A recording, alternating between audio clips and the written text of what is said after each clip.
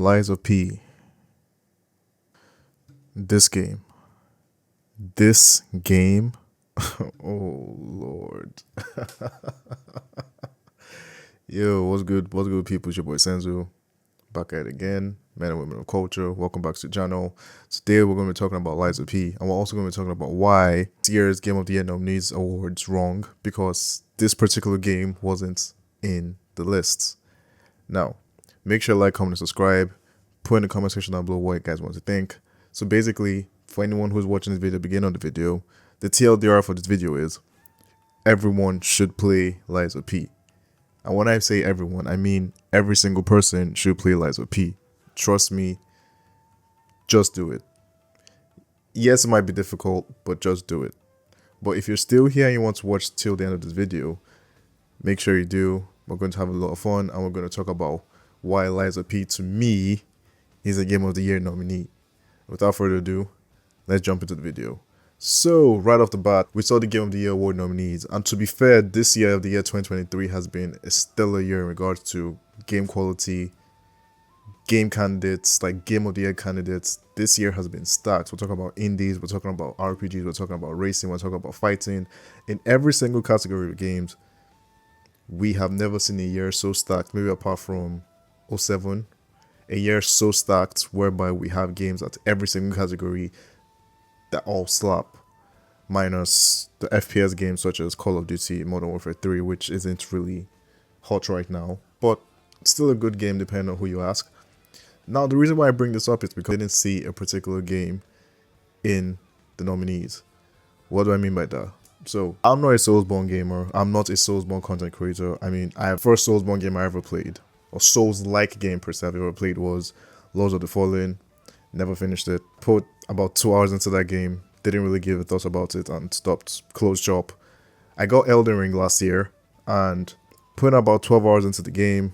I did the Fifth Market. I did complete Stormville Castle. When I say complete, I mean I did beat the Elden Lord in Stormville Castle. I can't remember what his name is exactly. And yeah, just haven't had time to go back into that game. And I also thought, you know, this game is difficult. I'm not entirely sure I want to beat this challenge in times of a game. And yeah, so there comes Lies of P. This game and I are in a very toxic relationship. This is a type of game whereby you're going to be beaten to a pulp time after time after time. It is literally a Soulsborne game. This could be, well, to people who do play the Soulsborne games, or this is seen as Bloodborne 2 in regards to just atmosphere, in regards to arts, and in regards to feel. I don't know what that means. All I do know for a fact is Lies of P is definitely a Game of the Year nominee, and this comes from someone who isn't into Soulsborne game. This game slaps. This game would fuck you in the ass. Pause. Hard. Pause. Hey, yo! But there's just something about being able to... Okay, you know the thing about games in regards to difficulty, whereby you have games that are difficult, but they don't make it seem like you're getting better at the game even though it's difficult. Then you have games like this, games like Elden Ring, whereby it's difficult, but you can see the light at the end of the tunnel. You can see, oh, I'm going to study this boss's moves, I'm going to kick this guy's ass, and I'm going to win. Lies of P, I don't know what it is about Lies of P. It does it so well. To explain Lies of P to you would be like me explaining what it is to have an orgasm. Pause. But the whole point, what I'm trying to say is, Lies of P as a game really took me by surprise because I didn't think I was going to spend time in this game. And then fast forward 34 hours plus, I'm into the game. I've beaten the game. I beat the final boss. I mean the final boss. I'm not talking about, you know, that particular boss. We're not going to talk into it because of spoilers. But yeah, so we're going to go jump into the game, see how it is, see how it feels, and my description of the game to you, and yeah, let's see how it is and we'll take it from there. So yeah, as you can see, just the whole essence of the game, basically you play as Pinocchio. So this is like a very strong interpretation of a very new, well, not new per se, but a very new telling of Pinocchio and his story with Geppetto and him as a puppet becoming a boy. So everything about this game, if you've watched Pinocchio on Disney, you definitely know what the game's about, more or less. And so there are just so many things about the game that I in particular love the most. Art style, just the visual, just how visceral it is to control P. And so, okay, in this particular section of the game that I'm on, this is a late game save. So, yeah, I finished the game as I told you. So, right off the bat, you can just tell just from the art style and stuff. And I think in the first time I played this game, I went with a very technique build, which is more like dexterity. So, you have technique, motivity, and advance. Advance is like stats bonuses, status inflections and ailments and stuff. And then you have motivity, which is just another name for strength. I don't know why this guy's saying motivity instead of just strength. And then you have technique, which is dexterity and stuff. And so just the whole art style is incredible. Just this is probably one of the best in regards to one of the best. Oh, alchemist hats, illusory emerald glasses. Nice. Let's see. Let's. Okay. Yeah, but just in regards to just how visual this game is superb. So in regards to me, why I love this game so much is because the art style is unique. The feeling of you overcoming enemies, you overcoming difficulty spikes in enemies in regards to how they act, how they come at you, is one of, like, to me personally speaking, one of the best feelings I've ever had in the game. So take for example, this guy's a cake. This guy's a walk in the park, definitely. And also, it doesn't. I mean, look at P, man. Just look at Pinocchio, man. This man is swagged out. Holy shit. But yeah, like, yeah, the game is great. And in a year full of games that aren't optimized, games that haven't been utilized well in regards to, like, the architect, in regards to, like, the structure of the game and the using of the game engine, this probably is the most optimized game I've played this year. I mean, right off the bat on my PC, which is an actually very good PC, 4070. On my PC, it's runs smoothless. I mean, for now, I'm running at 60 frames per second, but easily, that's because I kept a cap at the maximum frame rate. If I really wanted to go above 60 FPS, I could easily go above 60 FPS. When I played this game, my first playthrough, I think I was always at 120, nothing short.